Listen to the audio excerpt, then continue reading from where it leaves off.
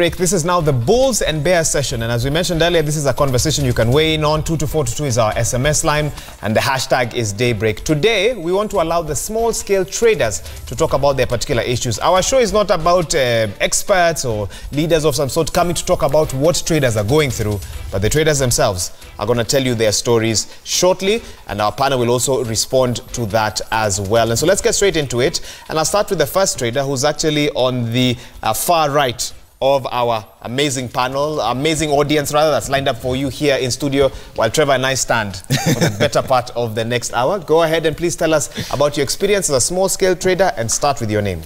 Okay, my name is Annie.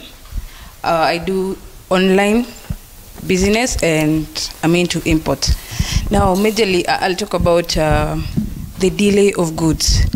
For example, I have goods from last year, April and May.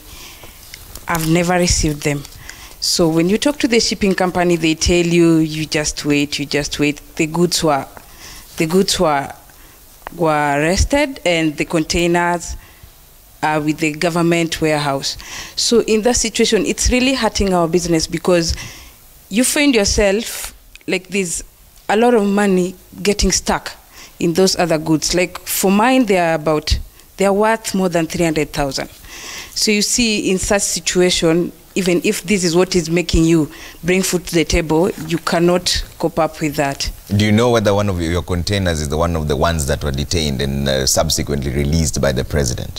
Have you heard anything about that? Yes, I've heard about it, and I'm just waiting. They give me a call that my goods are there. I'll be so glad to go and pick them. So at this point, you're not even sure? I'm not so sure about them, because I called them the other day. They told me, I just wait, they'll inform me. So how have you been operating? Have you been borrowing goods from your neighbors? You know, in such situation, you have to go again, borrow money, because you have to keep on, you want your business to keep on moving. Yeah. Yes. The government's argument is that most of them were counterfeit goods. Are these exact same goods you've always been bringing in, or did you bring something different this time? I'm bringing something different. You find that this container, we have maybe like 5 people filling up a container. So I might be having bags, somebody else may be having maybe shoes, the other person having maybe electronics. Okay. So I might be having bags, my bags are genuine, and maybe the other person who has shoes maybe is bringing in counterfeit or branded shoes that are not allowed in. So in such a situation, I'll be affected, because there are some goods that are not allowed that are in this container, but mine are genuine. Okay. Yes. Let's get the views of the next person. And we also want to let you know that we have a panelist who's joined us for this discussion. Maybe I could just introduce the panelist before you come in. Right here next to me is, of course, Dr. Wilberforce Oundo, who is the MP for Nyula and a member of the Trade, Industry and Cooperatives Committee in Parliament. We had him for the paper review. We carry on with that discussion. Next to him is Mariano Chola, Regional Manager, Aspen Network of Development Entrepreneurs, and also Sam Karanja, the CEO of the Importers and Small Traders Association. They'll be commenting or reacting to what the small-scale traders are saying shortly. But you now have the floor. Start with your name, please. My name's Agnes Mwangi, working at Gikomba Market. I do supplies. The biggest challenge that we are facing out there is about the Chinese community. We are at the same time, we are in the same market. They are doing our supply. They come there, they sell. I'm selling the same goods from them. So it's a challenge. It's a challenge. Yeah. But surely there are thousands of traders in Gikomba. How many are the Chinese and how powerful would you say they are that they are affecting the number of traders there? And you're so many.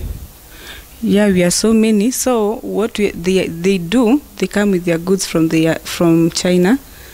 So we get deliveries from them. We buy from them with wholesale. So when they come to the market, they go down, they lower their prices, like with the 500 or 1,000. And I've bought those bales from them. So they are coming to compete in the same market with you, and they're able to offer better discounts. Better discounts to the other traders. Okay. So you find yourself, you're buying, now your stock is pending. In the past, how long would it take for you to clear stock? And how long is it taking now for you to clear stock? Since by the time they were not in our market, yes, it used to flow. Like in 1 week, you are done with the stock. The other one, you are done with your stock. Now this time round, it's like you have 3 containers, 4 containers pending. You come, you buy, they are pending. You can't sell. You can't sell. Yeah. All right. Next. Hi, my name is Tresha from Fabia. Challenges, where do I start? Where do you start? Are there that many? They are worried. Okay, let me talk about the delayed goods from China, clearance. Please hold the mic closer to your mouth. Go ahead. Clearance delay. Clearance delay. All yes. Right. Like something, a container is supposed to be cleared within 5 days. It takes like a month. Yes. Another issue is increase of clearance fee. Yes. 2 years ago, we used to pay like 19,000 by CBM, per CBM. Nowadays, we are paying like 60, even 100 at times. Those are the That's more than challenges. double. Yes. So how do you help? And our role is not to help the government. They have their work cut out for them. But how do you help government deal with tax evaders, deal with counterfeit goods, deal with drug importers, etc.? Because that's what they say they are doing. They are saying by clamping down on imports, we're trying to cut out all these other players. How can government find a balance between helping you do your business, but also dealing with those members of society who don't want to do things the right way? Just a follow-up. How can I? We have no idea, but maybe just a follow-up. The government can have more a follow-up, like the way the city council do. Yeah, a government can have more follow-up on that. So essentially what you're saying is that you don't have a problem paying taxes. We don't have a problem paying taxes. Yeah. But for us to pay taxes, we need to clear our goods and sell so that we can have the money. Okay. To pay these taxes. At a good price. Okay. Yes. All right. Okay. Pass the microphone. Start with your name, please. Go ahead. Hi, my name is Vanessa. Hold the microphone closer to your mouth. My name is Vanessa from Amo, a clothing department store. We sell men and women's clothing. We sell high-end products at very affordable prices. Now my challenge is first, the government should create capital ways for small businesses to get capital so that we can have room for expansion. Because right at the moment we just have like Kopo which give credit without security. Because not all small traders can afford giving collateral for bank loans, and it's just draining if we have such challenges as the goods not clearing from ports. Now if we have a way for us to get capital with no security, will help us to expand, and by us expanding we'll create job employments, and the economy will have at least movement of money, because also that's another factor. Like for us, we do online, a lot of online, but you get rich online, but it doesn't reflect on sales. There's no money in the economy. Okay. And if you compare during the years from 2015, we are like 5 years old. 2015 to 2017, it was good, but from 2017, the slope is steeping. It's going low. So your revenues are declining, and you have two issues. One, people are not buying as much as they were back in 2015. Yes. But secondly, you can't get access to funding. Yes. Don't mention the names of the banks, but how many banks have you knocked at looking for funds? Or have you even considered going to banks for funds? We have them, like 4 of them. 4 of them? Yes. And they all said? You have to give collateral. And we are small-scale traders. We are growing. We need something which can help us expand more. Okay. So, like, as I've mentioned, Kopo give credit without security. So if the government can open more ways for us to grow, it will be very good for us. All right. Next. Hi, my name is Edna Midimo. Majorly, I deal with cookware. And the biggest challenge currently, the government keeps on telling us there are a lot of contraband goods, and they don't give us like clear guidelines. We really don't know what is good, what is bad, and you cannot refer to anyone. Like you just have to think. I'm like, okay, this one looks good. I can bring this. Contraband. Yeah, this one looks contraband, and in the long run, you end up having your goods confiscated. And then the second thing is, would like maybe they tell us and shed some more light. Who governs the shipping companies? Because, one day we are paying freight, a CBM of maybe 15,000, and the next month you're told the CBM is 75,000, and there's nobody you can complain to. You have to pay because you have to have your goods released. So maybe that also can be taken into account. So you feel even in terms of government communication, Yes. Big issue. You don't know who to talk to. You don't know how to verify rumors that you hear in your industry and so forth. Sure. Okay. Okay. All right. Let's get a reaction now from our panelists. I'm sure you've had a chance to hear what the thoughts of everyone is. I think, Marianne, because you are joining us now, let's get to hear your voice. What specific issues have struck or stood out for you as you listen to each of these small-scale traders speak? Yeah. So I'm part of a network of organizations that support entrepreneurs, and I think it's interesting to hear some of the issues that the entrepreneurs are raising are also those that members of the network have been saying. And the first one, I think, is speaking to funding. You know, Amor, you've spoken very articulately around the issues that, you know, are surrounding you. So when you have delays, for example, in goods at the port, that means if you had a line of credit that was 30 days, it expires before your goods have even come, and you're not able to make your repayments, and before you know it, you probably, you know, don't have runway. So I think my response to that would be that, one, we have a very harsh operating environment. We will have to innovate around the environment as well as entrepreneurs. Yeah, so that's what we do best, right? So that's one, and that calls for training. It calls for hiring people who understand, you know, the market, people who are able to help you go around that. In terms of funding, looking beyond banks, you know, we keep talking about banks, but banks are not the only people that are providing capital in this market. We have people that are providing equity. We have impact investors, if you have a business that's impacting communities. So I think it's also expanding beyond looking at banks. Allow me to weigh in. So when they leave the show today, where do they get those impact investors? Where do they get those equity funders? Big, nice sounding titles that I've heard on shows like Shark Tank. But realistically, in Nairobi today, and the other shows that do such a thing, which office do I go to for such I mean, they're in this market, and if you could go to our website, for example, there's more than 20 of them listed there. There's more than 20 of them listed there. Okay. You are actually one of those organizations that do that, but is the information out there? What exactly do you do? If she wants to talk to you after this, what would she do? How does she start? So there are two levels of organizations. There are the ones that are providing capital, but there are also the ones that are providing technical assistance, so training entrepreneurs. We have accelerators in this market, we have incubators, and they also tend to be the link to investors. So it's not just, I think half the time entrepreneurs say we need capital. Sometimes it's not capital. It's actually the knowledge within your business to use what you already have to scale. And I think we just need to expand that conversation beyond capital. All right.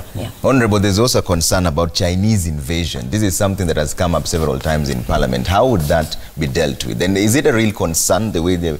Do you know the link between what the traders out there are saying and what the Chinese embassy is saying, for example? Yeah, thank you. We are aware about the Chinese competition, and as we have always continuously said, expatriates should only come to offer what we do not have. We have traders, we have literally all the expertise. And that's why I support Dr.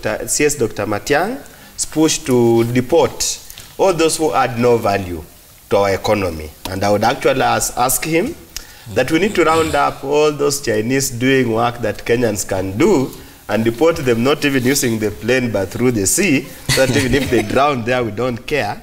Because I don't think that's fair. That's not a very good statement, Mheshimiwa. You may have to withdraw that. Yes, I withdraw. But then, that statement. But let me ask you this, Mheshimiwa. Yes. If you do that to Chinese in Kenya, what will stop Chinese in China from doing the same to Kenyans, or Americans doing the same to Kenyans living there? Considering surely will you not start a trade war of some sort? Surely, honestly speaking, we are not at the same level. China is a fairly developed country. As we are a small economy trying to catch up with the rest, when you're trying to catch up with the rest, you must be given some breathing space to be allowed to catch up with the rest. I sincerely oppose any attempt by the foreigners, be it Chinese, be it Europeans, be it anybody, to come and do basic works, construction, hawking, doing those kind of things in our economy, yet to have such a high level of unemployment, we have a high level of poverty, we should be allowed to do these small things on our own. On the issue of contraband, I think they have raised that question, and as the Committee of Trade, Industry and Cooperatives, it has actually preoccupied our discussion. What exactly is contraband? The point is, if it doesn't meet the standards set by KEBS, then it's generally a contraband. If it is something that can meet the standards set by KEBS, then should be allowed to go through.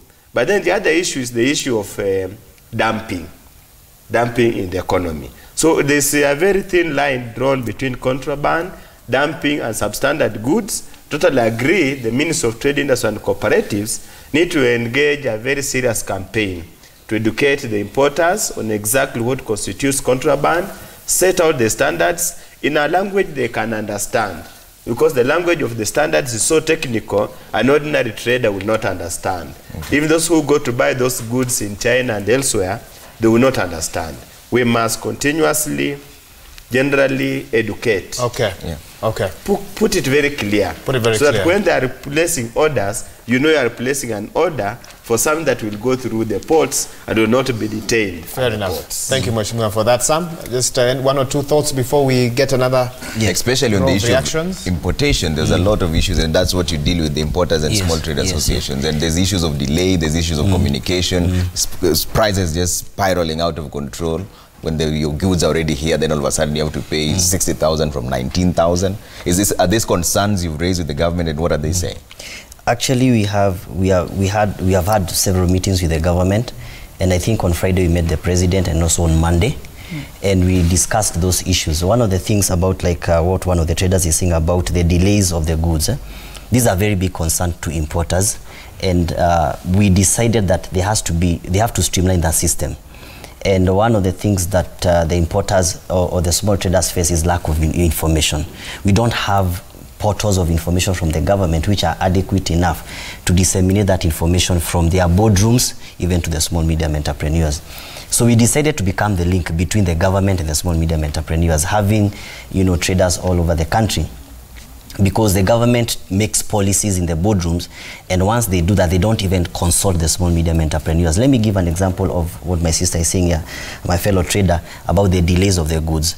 So they introduced what we call the COCs. So the COCs initially had a local COC, which is a certificate of conformity. Then they decided to issue the COCs from the country of origin where the goods are coming from. So you find that you get the COCs from the country of origin, let's say China. Then when the containers come here, they are stripped again. There is what they call 100% verification. They strip again a container which has already been issued with a COC. So the rationale between those two processes, you don't understand that. The same process being done twice, it beats from the one sense shore of to doing the that. other. So what the government decided to do, and I would like to thank His Excellency the President, he said that you're going to have a local COC so that it speeds up. We can have that there's a COC from the country of origin. Once you have that COC, it's a document that guarantees you that you don't need to have 100% verification. It means that if they are doing 100% verification, then they have a question with the agencies they have contracted to do the COC in that country. Okay. The other thing. By when?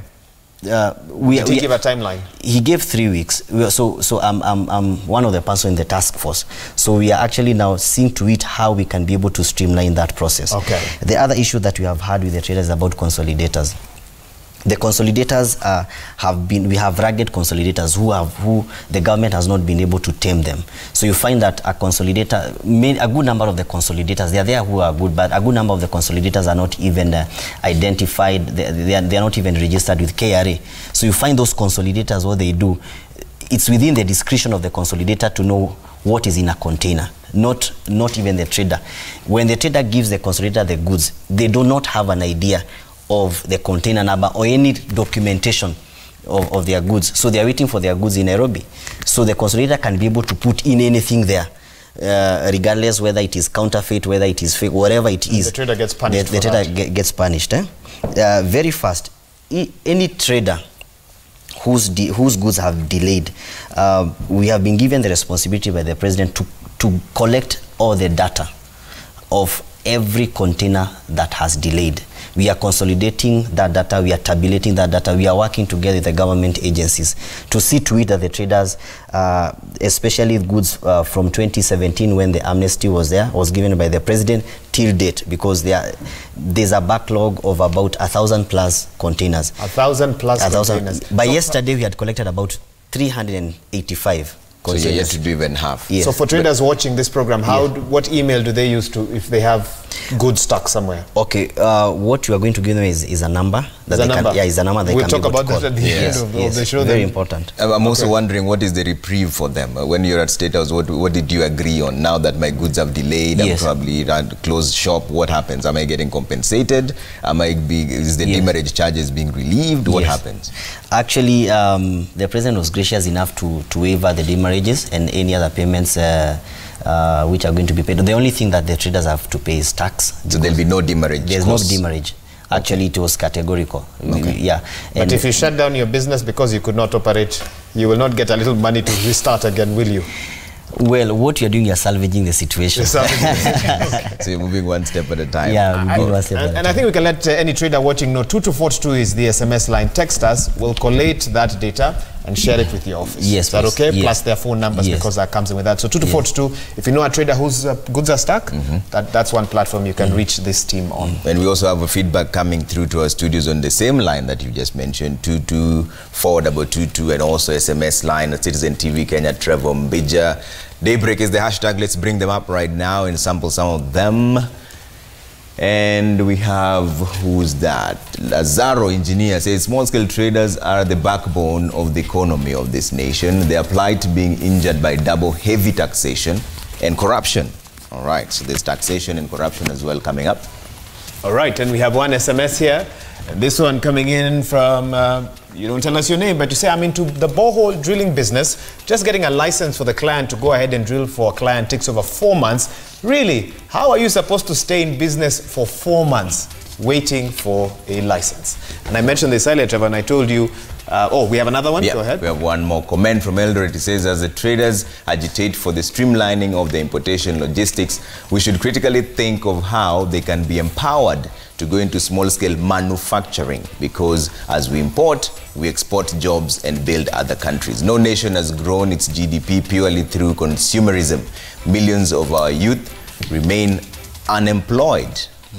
Right, very serious concerns there. And on that note, I believe we take a short break here on Daybreak. When we come back, we'll take the next line of guests. They're all here with us again. Let's find out what the challenges they're facing and whether they're happy. At least Sam was at State House, spoke to the president, so we'll find out what more they spoke about and when we'll expect results. We're back in just a bit.